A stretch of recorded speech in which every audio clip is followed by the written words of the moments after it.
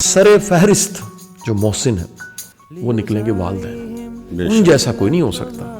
बाकी जितने मर्जी कोई एहसान कर दे, आपको ज़मीन से उठा के कोई बादशाह बना दे, रमज़ान में भी बख्शिश नहीं होगी उस शख्स की जो माँ बाप का दिल दुखाता है, जो माँ बाप का नाफरमान। जिंदगी में कुछ लोग सरापा उल्फत मोहब्बत होते हैं, वो सिर्फ देते हैं, लेते कुछ भी नहीं है। मदीना मुनव्वरा से वापसी जब आए तो रास्ते में कहीं जंगलों में वो है रास्ता, तो वहाँ एक कब्र है जो हमारी दादी जान की कब्र है। आपकी जो खादमा थी वो लेके जा रही थी तो हुजूर के वसल्लम हाथ छुड़ा के कब्र से जाके लिपट रहे थे कि मेरी माँ चली गई। बदकिस्मती की इंतहा किसी की ये है कि वो अपने आंखों देखे मोहसिन को ना माने।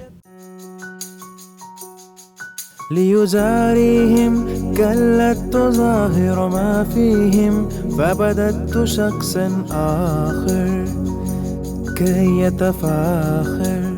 अस्सलाम वालेकुम दोस्तों, मोहतरम भट्ट साहब मेरे साथ हैं और हम हर रोज़ एक नए मौजू पे नई बात करने की कोशिश करते हैं। नई बात तो नहीं होती लेकिन कोई अंदाज़े बयान नया करने की कोशिश करते हैं और कोशिश करते हैं कि कोई ऐसी बात जो किसी को समझ आ जाए, किसी की ज़िंदगी बदल जाए, दुनिया बदल जाए, आखिरत बदल जाए।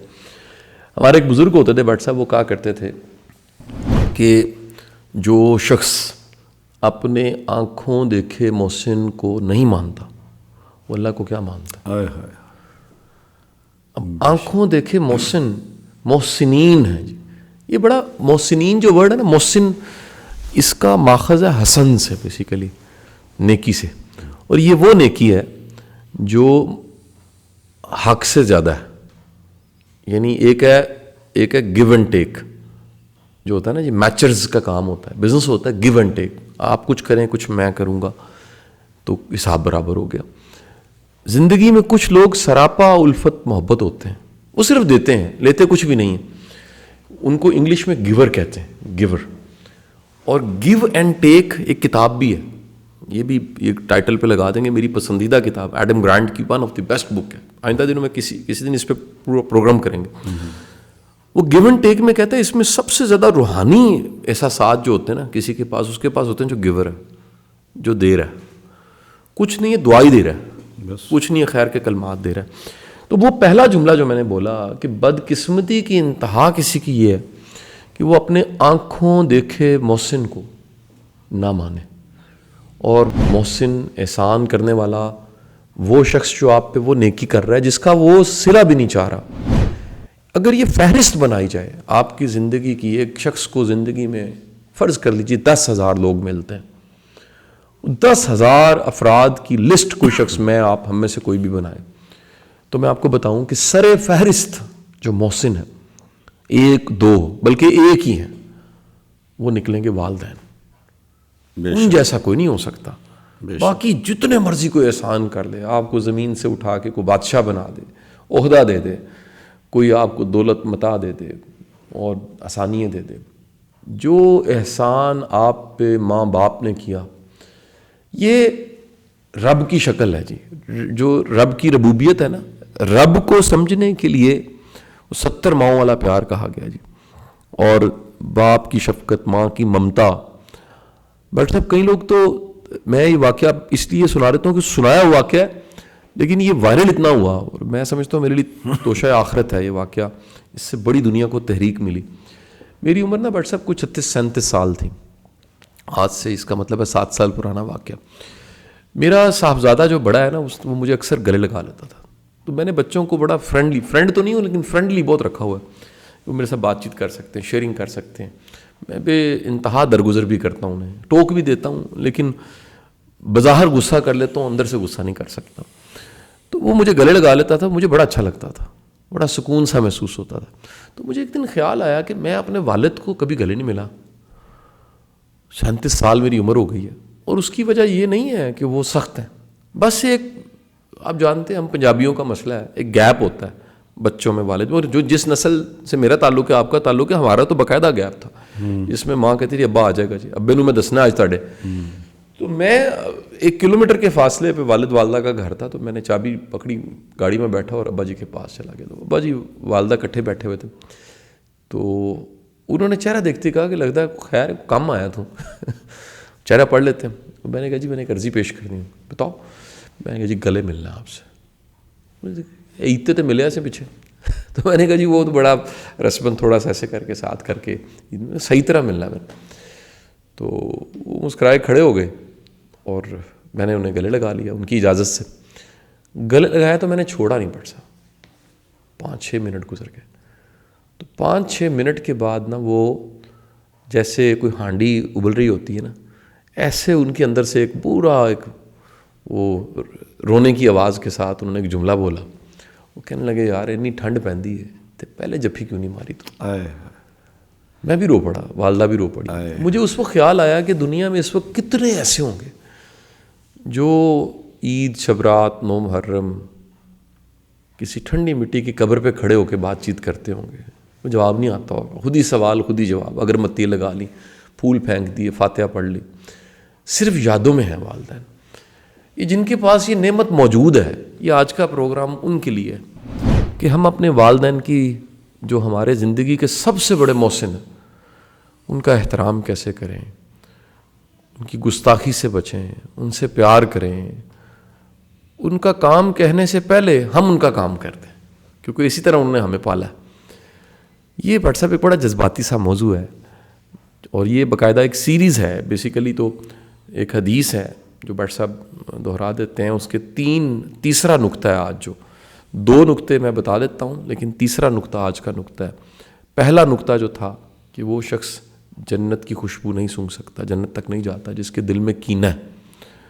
دوسرا تھا بٹ صاحب آپ یاد کروا دیجئے, رشتہ داروں سے جو رشتہ داروں سے رمضان کے منتھ میں اپنے رشتہ داروں سے بھی قطع تعلقی کر کے بیٹھا کینہ والا اور رشتہ داروں سے تعلق. اور تیسرا میرا خیال ہے یہی موضوع ہے کہ جو والدین کا احترام نہیں کرتا, یہ جس کے دل میں والدین کے لیے پیار نہیں ہے. بٹ صاحب بسم اللہ. شاہ صاحب چونکہ اللہ کے نبی نے ساری زندگی یہی کھل کھل کے لوگوں کو سمجھایا کہ کس طرح آپس میں محبت بانٹو یار, دشمنیاں, کینے, انتقامی کاروائیاں, دلوں میں نفرتیں, یہ نہ کرو.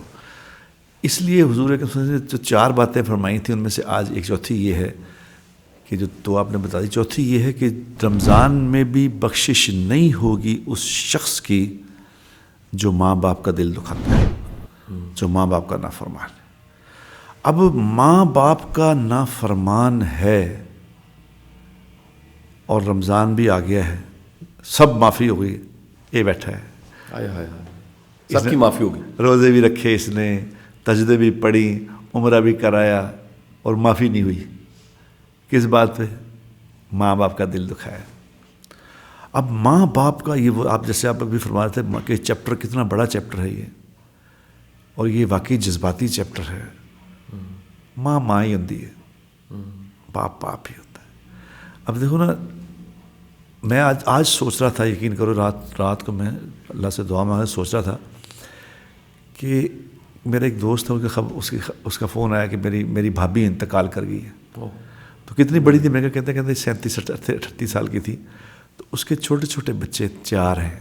چھوٹا بچہ 5 سال کا, بڑا بچہ 16 سال کا ہے. وہ ٹکرے مار رہا تھا کہ کیا ہوا, میری ماں کہاں چلی گئی. اب میں نے دل میں سوچا, میں کہ یا اللہ, یہ آپ کیوں لے لیتے ہیں مائیں لوگوں کی, کیوں مار دیتے ہیں باپوں کو کہ چھوٹے چھوٹے بچوں کی. تو پھر اللہ نے مجھے ایک دم ہی خود ہی سمجھایا کہ دیکھو دنیا کی سب سے بڑی ہستی کا نام محمد مصطفیٰ صلی اللہ علیہ وسلم, ان کو باپ نظر نہیں آنے دیا. اب اس میں اللہ کی کیا حکمتیں اللہ ہی جانتا ہے کہ ان کے پیدا ہونے سے پہلے ہی باپ کو لے لیا, اور جب چھوٹے سے تھے 5-6-7 سال کے تو ماں کو بھی لے لیا. اور حضور اکرم صلی اللہ علیہ وسلم کے اندر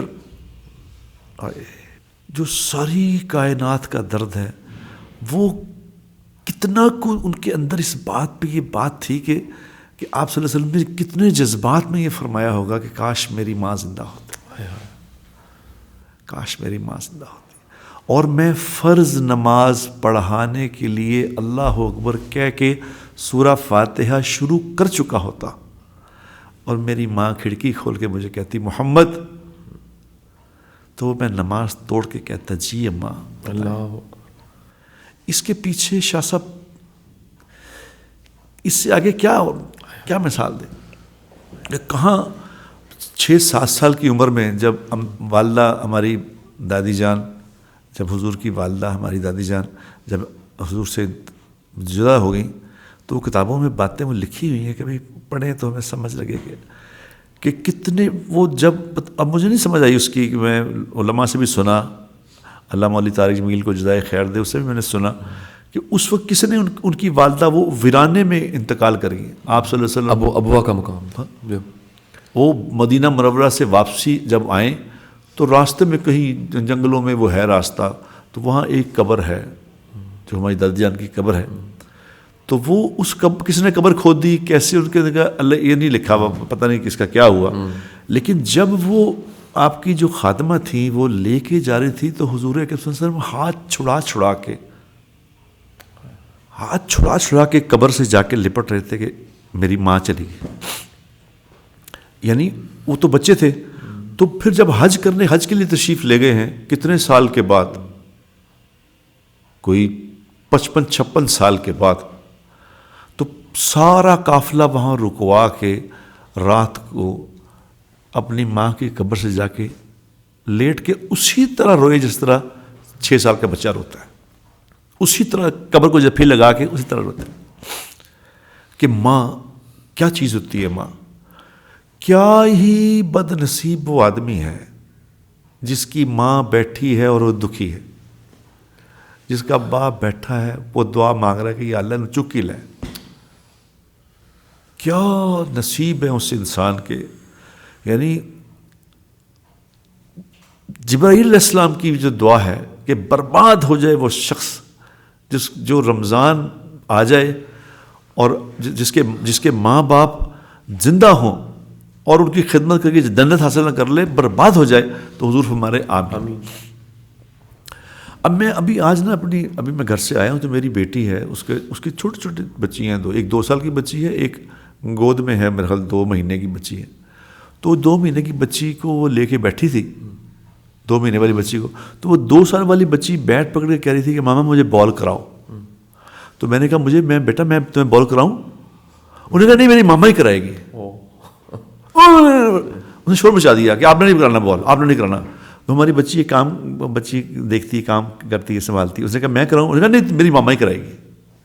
تو میں اس کو بچی کو دیکھ کے میں کہہ رہا تھا، میں اپنی بیٹی کو کہہ رہا تھا کہ بیٹا اگر یہ بچی ایک ہاتھ سے تو نے چھوٹی بچی پکڑی ہوئی ہے، ایک سے بال کرا رہی ہو، اگر یہ تمہیں بڑی ہو کے کہ ماما تینوں کی پتہ ہے،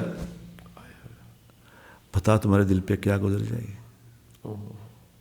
اس لیے یہ موضوع اتنا خطرناک ہے کہ کہا گیا کہ ماں باپ ان کا دل نہ دکھانا، نہ کرنا، یہ نہ کریں اور یہ نہ کرنا. دیکھو نا وہ جو واقعہ پڑھتے ہیں ہم، وہ تو 100 دفعہ سے آپ نے کہا یہ واقعہ، میں یہ واقعہ جو آپ نے سنایا ہے نا اپنے والد صاحب والا، اللہ ان کی زندگی میں برکت دے، یہ جو آپ نے واقعہ سنایا میں یہ واقعہ سن کے ہی آپ کا فین ہوا تھا. اللہ یقین کریں، میں پہلے دفعہ آپ سے واقعہ سنا تھا، میں کہا یار یہ کون آدمی، اسے ملنا چاہیے. کمال ہی کر دی، دل ہی پکڑ لیا اس آدمی نے. تو اب دیکھو کہ حضور اکرم صلی اللہ علیہ وسلم واقعہ سنا رہے ہیں، حضور سنا رہے ہیں واقعہ، کوئی عام آدمی بھی نہیں سنا رہا، حضور سنا رہے ہیں کہ موسیٰ علیہ السلام کے زمانے میں موسیٰ علیہ السلام نے پوچھا تھا کہ اللہ جنت میں میرا ساتھی کون ہے، مجھے وہ ساتھی دکھا دیں. تو اللہ نے کہا کہ وہ فلاں جگہ کسائی ہے، وہ تیرا ساتھی ہے. کسائی؟ تو موسیٰ علیہ السلام کو وہ ہوا دل میں کہ میں دیکھ کے آؤں کیا ہے. جو گئے جا کے دیکھتا رہا، وہ کسائی تھا، وہ اپنا گوشت کچھ کاٹتا تھا، وہ دیکھتے رہے اس کو کہ یار یہ میرا ساتھی ہوگا جنم. جب شام ہو گئی تو جب اس نے تھوڑا سا گوشت پوٹلی میں ڈالا اور لے کے گھر گیا تو موسیٰ علیہ السلام نے کہا میں بھی تیرے سے جانا، چلے آپ بھی چلیں. تو 4 ساتھ چلے گئے. اس نے جا کے وہ گوشت بنایا اور گوشت پکا کے جب وہ تھوڑا نرم ہو گیا تو ایک پوٹلی میں ایک بوڑھی سی عورت جو بالکل لاغر لیٹی ہوئی تھی، اس نے اس کو اٹھایا، اس کو اٹھا کے اس کا منہ صاف کرایا، اس کا منہ صاف کرا کے اس کو ایسے گود میں بٹھا کے نوالے بنا کے اس کو کھلائے، نوالے بنا کے کھلائے. موسیٰ علیہ السلام دیکھتے رہے، وہ ان کو کھلاتا رہا. تو جب اس نے کھا لیا، جب ان کا منہ سے صاف کر دیا تو اس نے بوڑھی عورت کے ہونٹ ہلے تو کچھ الفاظ نکلے جو موسیٰ علیہ السلام نے نہیں سنے. تو موسیٰ علیہ السلام نے کہا یہ تم نے جب اس کو کیا تو یہ کیا کہا اس نے؟ تو انہوں نے کہا کہ یار یہ میری ماں ہے, یہ میری ماں ہے. ہاں تو یہ بس بوڑھی عورت ہے, دیوانی ہے بیچاری, بس میں روز آ کے اس کو اس طرح کھانا کھلاتا ہوں. جب تک میں اپنی ماں کو کھانا نہ کھلا لوں میں اپنے بچوں کو نہیں کھلاتا. ان کو کھانا کھلاتا ہوں تو جب کھانا کھا لیتی ہے تو ایویں کہتی ہے کہ اللہ تجھے جنت میں موسیٰ کا ساتھی بنائے. اللہ اللہ اللہ. کتنا چل رہی ہے بیچاری, اس سے کیا پتا کہاں موسیٰ علیہ السلام اور کہاں میں گناہ گار آدمی. تو موسیٰ علیہ السلام نے اس سے پھر کہا کہ انہیں تیرا کم کراتا ہے. ہاں ہاں ہاں ہاں ہاں ہاں. انہیں تیرا کم کراتا کیا ہے. کہہ رہے ہیں, کیا کہہ رہے ہیں. تو یہ دیکھیں نا جذباتی بات ہے آپ نے کہا. تو یہ واقعات ان کے لیے نہیں ہے صرف, یہ قیامت تک کے آنے والے انسانوں کے لیے ہیں جو اپنے ماں باپ کا دل ٹھنڈا کرے گا, اپنے ماں باپ کو خوش کرے گا. اللہ قیامت تک اس کے ساتھ یہی معاملہ کرے گے. میرے تو دل کا یہ یقین ہے جو دنیا میں اس زمانے میں اپنے ماں باپ کو راضی کر کے جائے گا, اللہ اسے جناب رسول اللہ صلی اللہ علیہ وسلم کا ساتھی بنا دے گا. اللہ کے لیے کیا مشکل. اللہ. تو شاہ جی آپ کا یہ آج اس پروگرام کی نسبت سے یہ پیغام آپ لوگوں کو دے دیں ذرا کہ کیا کرنا ہے. کتنی دنیا کا میسج چلا جائے گا. بٹ صاحب میں کنکلوژن پہ نا, ایک میتھ میں کہتے ہیں پرپورشن ہوتا ہے, ایک چیز بڑھتی ہے تو دوسری چیز بھی بڑھ جاتی ہے, ایک کم ہوتی ہے دوسری کم ہو جاتی ہے. یہ پکا فارمولہ ہے آزمایا ہوا. جس شخص کا اپنے ماں باپ کے ساتھ ادب کا, محبت کا, احترام کا, خدمت کا رشتہ ہے, اللہ اس کو تابع دار اولاد ضرور دیتا ہے. اور یہ کمیٹی ایک ایسی کمیٹی ہے جس نے بھی یہ کمیٹی غلط ڈالی ہوئی ہے اس کی کمیٹی یہی نکل آتی ہے. ایک اور مثال دی جاتی ہے کہ جو ریکارڈنگ آپ نے بھری ہوئی ہے بچوں میں, وہ ریکارڈنگ کبھی نشر ہونی ہے تو لگ پتہ جانا ہے آپ کو. مہربانی فرما کے اگر اللہ نے آپ کو والدین جیسی نعمت دی ہے, ان کی سیوا کیجیے, ان کی خدمت کیجیے اس رمضان میں. بلکہ عید آنے والی ہے, جیسے آپ نے اپنے بچوں, اپنی بیگم, اپنے لیے بڑی اچھی سی شاپنگ کی ہے, اچھے کپڑے خریدیں, اپنے ماں باپ کو بھی اچھے سے کپڑے, اچھی سی شاپنگ اور بہترین قسم کی خدمت ان کی کیجیے. یاد کیجیے کبھی بچپن میں انہوں نے اس طرح آپ کو پالا. بہت بہت شکریہ. نئے موضوع پہ کل انشاءاللہ بات چیت ہوتی ہے. شکریہ. ليزاريهم كلت ظاهر ما فيهم فبدت شخصا آخر كي يتفاخر